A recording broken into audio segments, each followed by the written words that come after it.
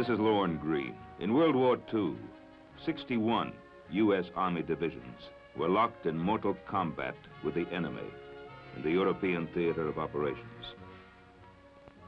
This film is about one of those divisions, the 10th Armored.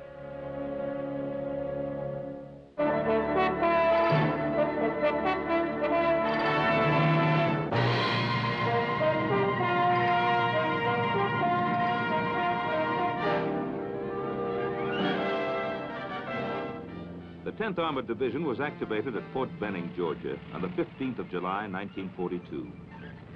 From the very beginning, it was known as a hot outfit. Its nickname, Tiger Division. The commanding general of the 10th, Major General Paul W. Newgarden, was a superb leader. Carry out orders, march, maneuver, and shoot were his bywords. No man had more pride in his troops, and no general was more revered by his men. I'm John Drew Devereaux. I was a company commander in the 10th Armored Division during World War II. We had a marvelous kind of spirit in our division, and I think it was due in great part to the training we got from General Newgarden, who was our division commander in the States. He was killed in an airplane crash before we went overseas. Now, he had a couple of very pet things that he liked. One, that we had to wear the top button of our coveralls buttoned. This was pretty uncomfortable, but after a while we got so that we looked at other outfits who wore them unbuttoned and we thought they looked like slobs. He had a kind of thing that he liked to do about the salute. When you gave a salute in the 10th Armored Division, a tiger salute, you lifted your chin up in the air like that.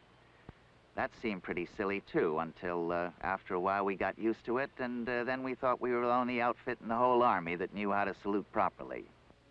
In July 1944, a new leader assumed command of the division following General Newgarden's death. I am Lieutenant General William H. Morris, Jr., U.S. Army, retired. I was commanding general of the 10th Armored Division in Europe during World War II. The division sailed from New York on September 14, 1944. The long period of training was over.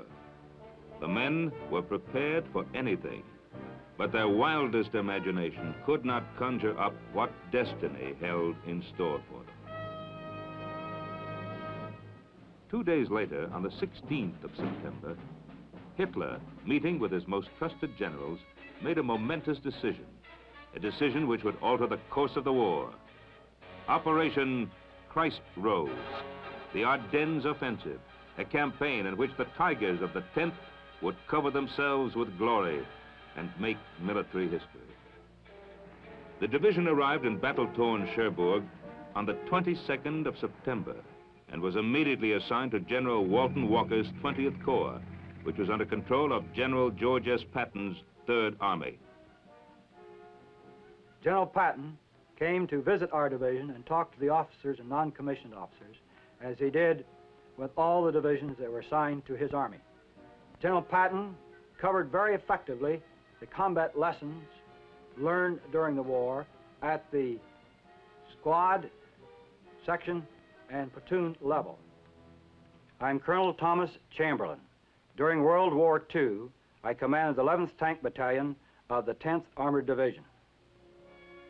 I can remember vividly the first days of combat, the first orders we received. Colonel Roberts called us into a small churchyard in the town of Chalon-sur-Marne. His first words were that the reason he called us into this particular churchyard in this particular town were that this was the place that he had received his first orders to go into combat during World War I, and he wanted to use this particular spot to start us off. We moved up all afternoon past Verdun and into the vicinity of Metz, and then that evening, in a beautiful moonlight night, it happened to be Halloween night, we infiltrated our half-tracks one by one, 3 minutes apart, down a very spooky road through a village and up into a wooded area, dismounted, and then trucked on up and relieved the 90th Division. I'm William R. Desabry. I was a battalion commander, a major in the 10th Armored Division in World War II. The 10th Armored Division was a very well-trained division. Its first combat was against Metz. Metz was, you might call it a defensive sector as far as the 10th was concerned. We were supposed to aggressively patrol, and we did. We saw that every instrument and every weapon was fired at least once in more or less anger against the enemy.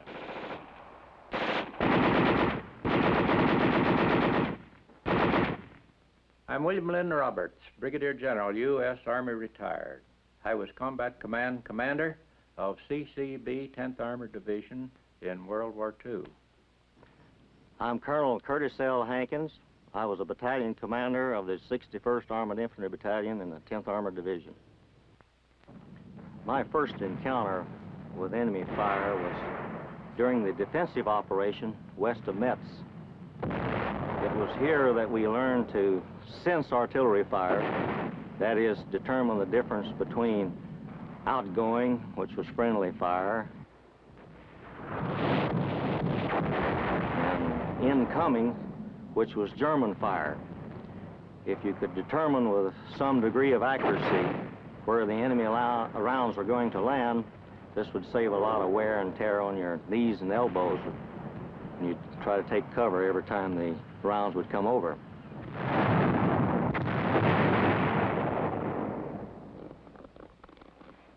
I am Colonel James O'Hara. I commanded the 54th Armored Infantry Battalion of the 10th Armored Division. I consider that this initial baptism of fire in a defensive position was very good for the battalion. It gave us time to gather our thoughts, practice some of the things we'd been learning in the States, get our communications working, having the reconnaissance platoon work with the Free French, practice patrolling, all these things that's so necessary for a battalion to do. I remember my first day in combat. We felt very safe in a tank. But during this first day, after I seen the first tank hit by 88 and burned, we began to get scared. But even though we were awful scared, it didn't seem to be much of a handicap of doing our job, which was to destroy the enemy. And we did a fairly good job that first day. My name's John Winter. I was a tank platoon sergeant, 10th Armored Division during World War II. After fighting for about 3 weeks around Metz, we moved north to the vicinity of the town of Thionville to participate in the 3rd Army offensive designed to capture Metz. The plan of 20th Corps, to which the 10th Armored was assigned, had 2 phases: to destroy the enemy in Metz and to catch him as he tried to pull out of Metz. The mission of the 10th was to make a deep penetration into the enemy's lines. Once it had crashed through the German defense, the left column, Combat Command B, was to advance east and seize a bridgehead over the Saar River near Merzig. The right column, Combat Command A, was to take the division objective, including Guzanville, which was the center of arterial highway and railroad traffic running northeast of Metz. The enemy blocked the way and fought savagely.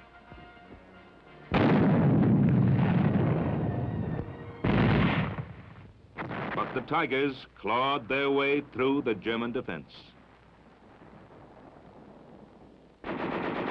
By the time the division had completed its first major offensive mission, it had taken 64 towns,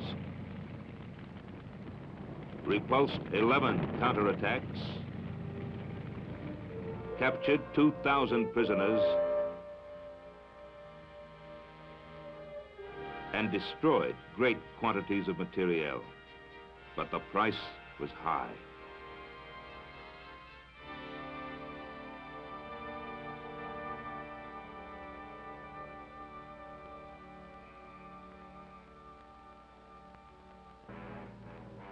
On December 7th, Hitler approved the final draft of Operation Christ Rose, now renamed Watch on the Rhine.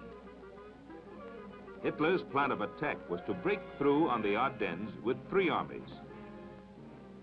The 6th Panzer Army, led by the butcher from Bavaria, Sepp Dietrich. The 5th Panzer Army, led by Baron Hasse von Manteuffel. And the 7th Army, led by General Brandenberger. They would cross the Meuse River on the 2nd day between Liège and Namur, bypass Brussels, and reach the great port of Antwerp on the 7th day.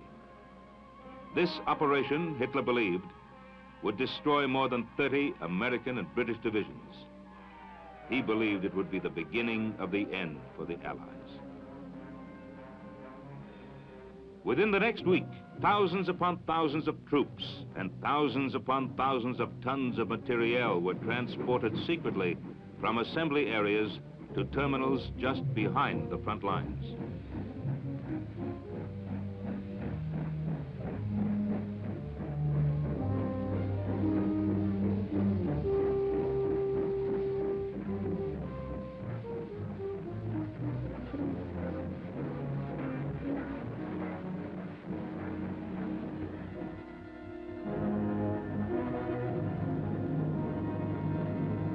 On the eve of December 15th, 250,000 Germans stood poised on the line of departure, prepared to annihilate the enemy.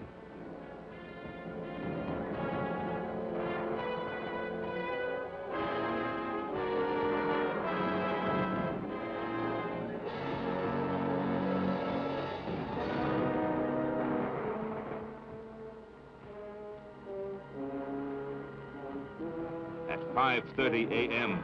the following morning, flame erupted along an 85-mile front. Hitler's great drive to Antwerp had begun.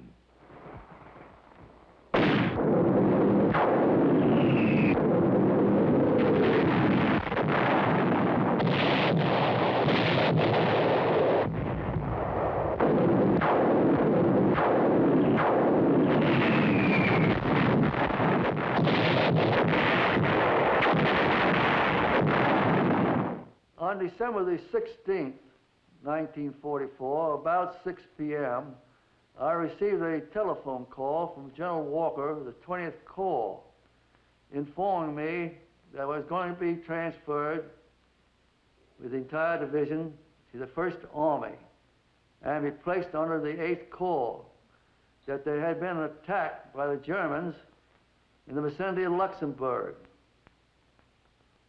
I immediately dispatched my Chief of Staff to Bastogne, the headquarters of the 8th Corps, for orders.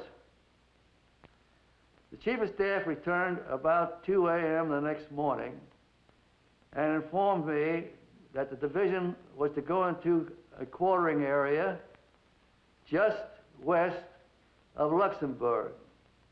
When the Battle of the Bulge began, my unit was in a rest area south of Luxembourg. We received orders to be prepared to move north on 24 hours notice. A short time later, the alert was changed to 12 hours. A short time later, we were on the road. The 10th Armored Division sent 2 of its combat commands northwest of Luxembourg to go into action there, and they sent my combat command west to Arlon and then on to north to Bastogne. I preceded my outfit into Bastogne and got into Bastogne about 4 o'clock in the afternoon and found General Middleton. General Middleton asked me how my outfit fought and how many pieces my outfit would fight in. I told him 3. He said, all right.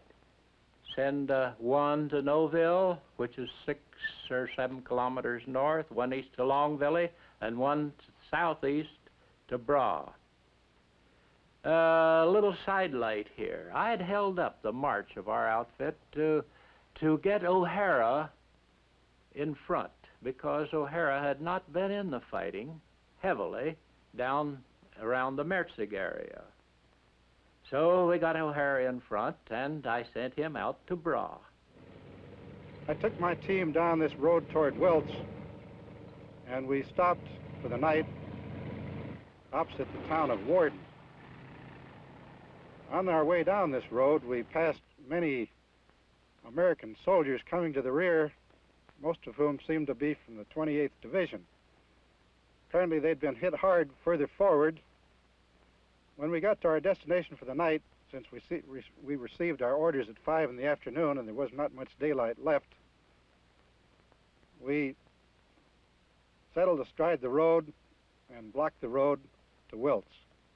I arrived in Bastogne just as night was falling. I found a MP who led me to Colonel Robert C.P.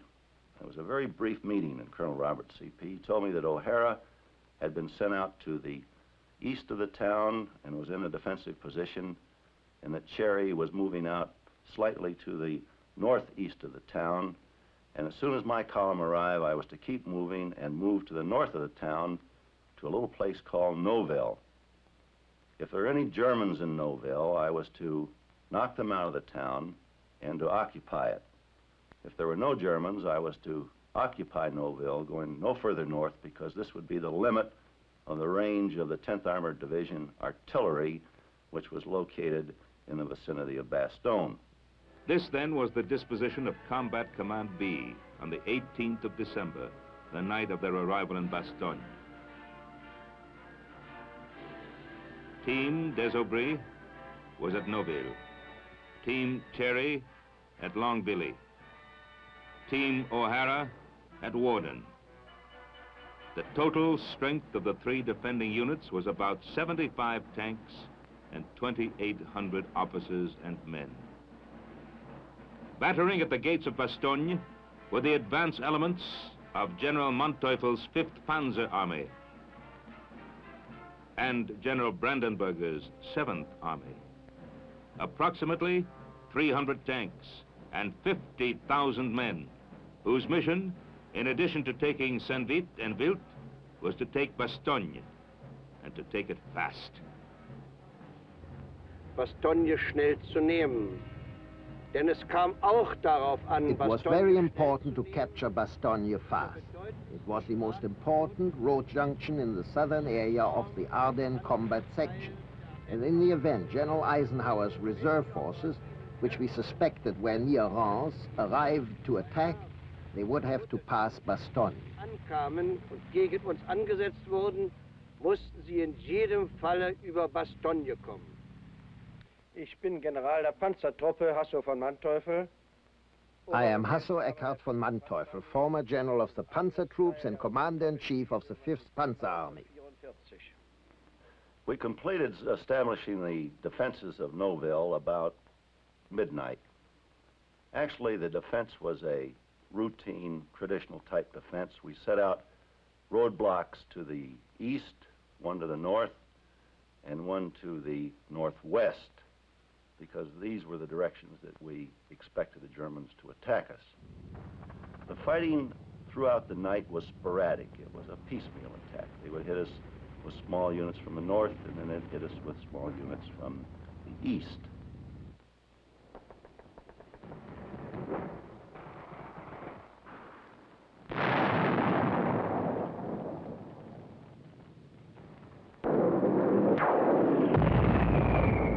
Cherry, who's not here, went out to Longuevilly, came back at midnight, and found me asleep. He asked that he be allowed to sit on a road out east of Margaret, short of Longuevilly, because he had found a combat command CCR of the 9th Armored Division in position.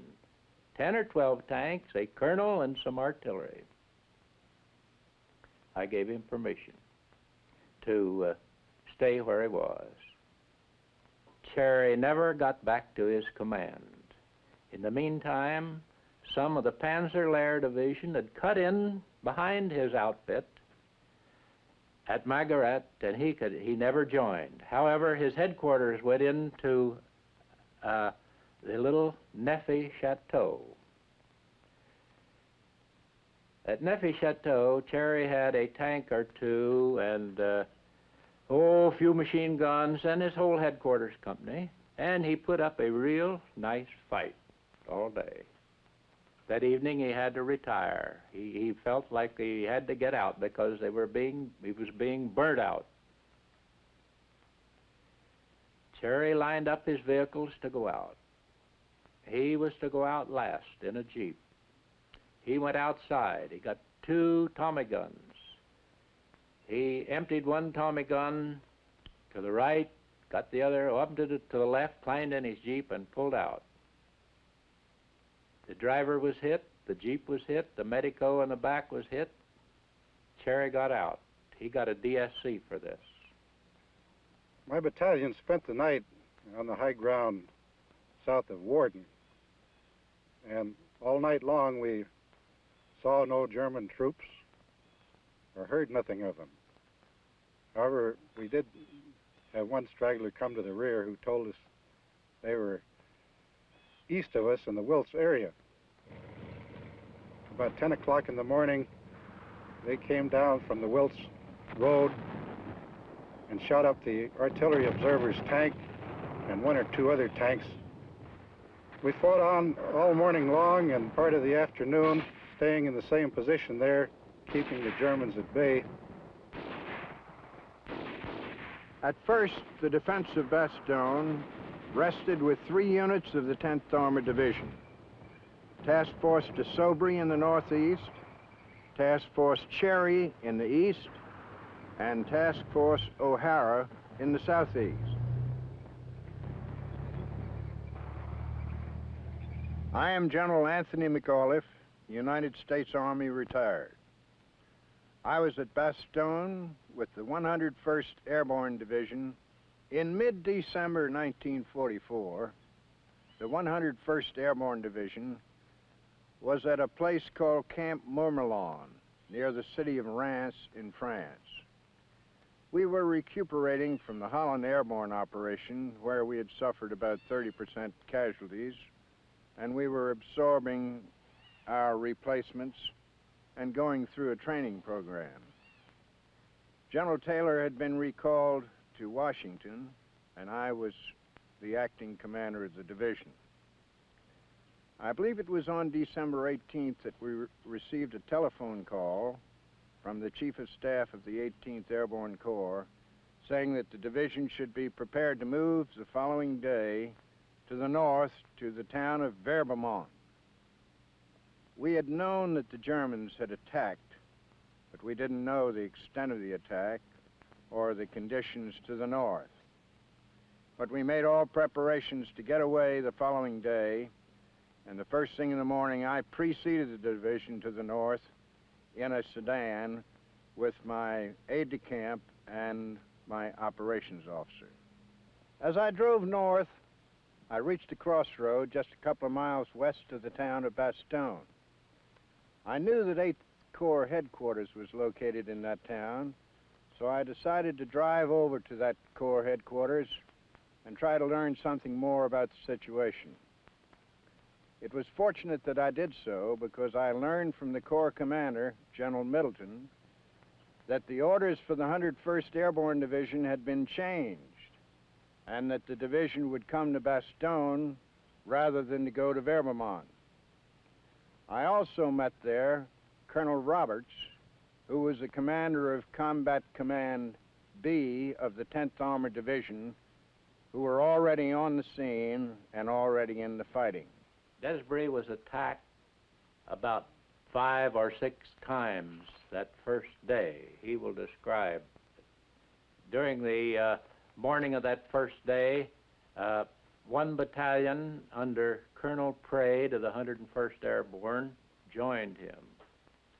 As soon as Colonel Praed joined, they decided to attack. Apparently at the same time, the Germans decided to attack.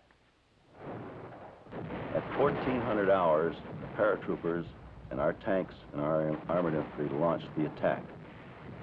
At 1400 hours, the German forces launched an all-out attack on Noville. So we had the situation of the Germans and the American units attacking one another simultaneously from points about 700 yards distant.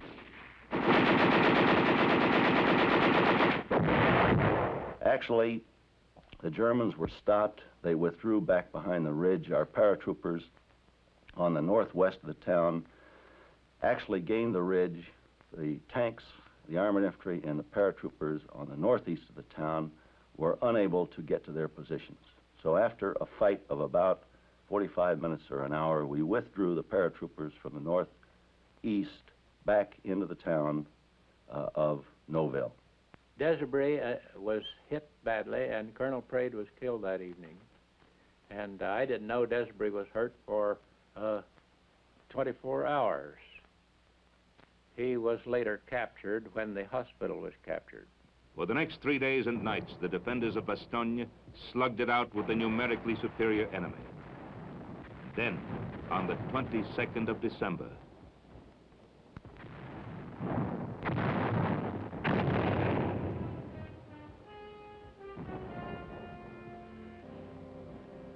when the besieged city was finally encircled, the commanding general of the 47th Panzer Corps sent the following surrender ultimatum. It called for the surrender of the Bastogne garrison. If the Americans did not comply within 2 hours, Bastogne would be completely destroyed and its defenders annihilated. General McAuliffe's one-word answer, nuts, reverberated around the world.